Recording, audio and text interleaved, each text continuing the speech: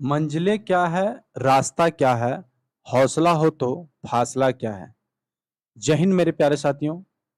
मैं एक के यादव आपकी अपनी चैनल आरपी ज्ञान सेंटर में आप सबों को स्वागत करता हूं। दोस्तों, यह बहुत ही खूबसूरत लाइन है। यदि आप अपने लक्ष्य को हासिल करने के लिए कड़ी मेहनत कर रहे हैं तो आपको निश्चित तौर पर आपकी सफलता जरूर मिलेगी। आप अपने हौसला को बनाए रखें ताकि आपको मंजिलें भी आसान लगे और रास्ता भी आसान लगे। तो आइए आज का जो हम लोगों का क्लास है वो प्रारंभ करते हैं। दोस्तों, हेडिंग से आप लोगों को ज्ञात हो गया होगा कि हम लोग आज से इंडियन इकोनॉमिक्स का क्लास प्रारंभ करने जा रहे हैं। आज का जो हम लोगों का जो क्लास होगा वो होगा इंडियन इकोनॉमिक्स का सिलेबस। कहने का मतलब ये है कि इंडियन इकोनॉमिक्स में कौन कौन से चैप्टर या एक तरह का टॉपिक, वो तमाम टॉपिक, उस सभी टॉपिक को आज हम लोग देखने वाले हैं जो इंडियन इकोनॉमिक्स में हम आगे पढ़ेंगे। सिलेबस देखने से कुछ चीजें आसान हो जाती है। इससे हम लोगों को यह पता चलता है कि हमें इन सभी चीजों को इतना दिन में खत्म करने वाले हैं।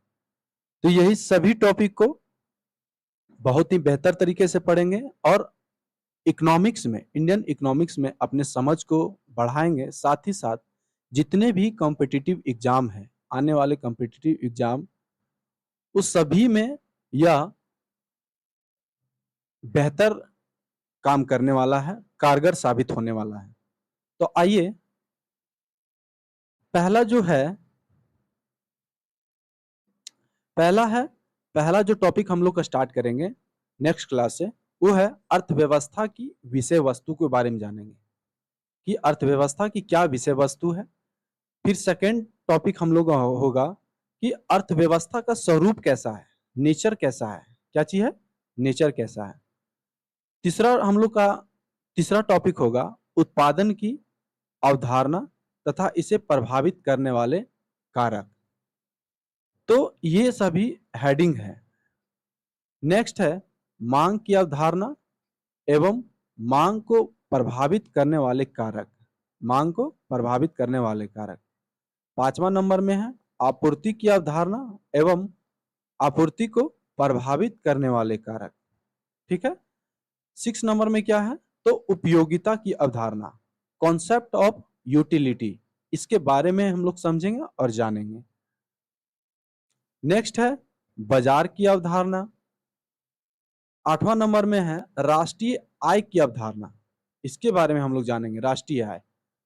9 नंबर में है भारत में गरीबी एवं बेरोजगारी, ये इसके बारे में चर्चा करेंगे और जानेंगे इससे होने वाली उत्पन्न, इसको कैसे ठीक किया जा सकता है। ये सभी चीजों को इसमें हम लोग भारत में गरीबी एवं बेरोजगारी के जो हेडिंग होगा उसमें हम लोग चर्चा करेंगे। भारत के 5 वर्षीय योजना को हम लोग बेहतर तरीके से पढ़ेंगे क्योंकि यहां से काफी ज्यादा प्रश्न देखने को मिलता है। भारत में कर संरचना, टैक्स के बारे में हम लोग देखेंगे। फिर भारत में बैंकिंग का विकास, फिर भारत में स्फीति, इन्फ्लेशन के बारे में हम लोग चर्चा करेंगे, महंगाई के बारे में चर्चा करेंगे। फिर है भुगतान संतुलन, बैलेंस ऑफ पेमेंट के बारे में हम लोग चर्चा करेंगे।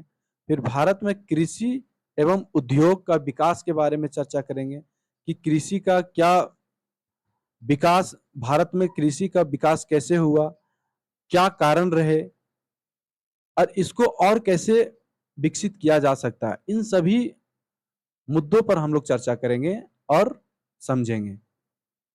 नेक्स्ट है भारत में बजट के बारे में, जो 1 फरवरी को प्रत्येक साल बजट लाई जाती है, उस बजट के बारे में हम लोग चर्चा करेंगे। और सेकेंड नंबर में 17 नंबर में है सरकार द्वारा चलाई गई कुछ प्रमुख योजना होगी। ये योजना करंट से जुड़ी हुई योजना रहती है, तो इसे हम लोग करंट प्लस जो पहले चलाई गई योजना है उसके बारे में दोनों मिलाकर हम लोग चर्चा करेंगे। 18 नंबर में है कुछ प्रमुख शब्दावली जिसको इकोनॉमिकल टर्मिनोलॉजी कहते हैं। ये कुछ शब्दावली होगा जिसका फुल फॉर्म हम लोग कुछ देखने वाले हैं और उसको समझने वाले हैं। तो इन सभी चैप्टर को हम लोग बहुत ही बेहतर तरीके से पढ़ने वाले हैं। आपको पढ़कर यह चैप्टर, यह विषय इकोनॉमिक्स, इंडियन इकोनॉमिक्स बहुत ही मजा आएगा।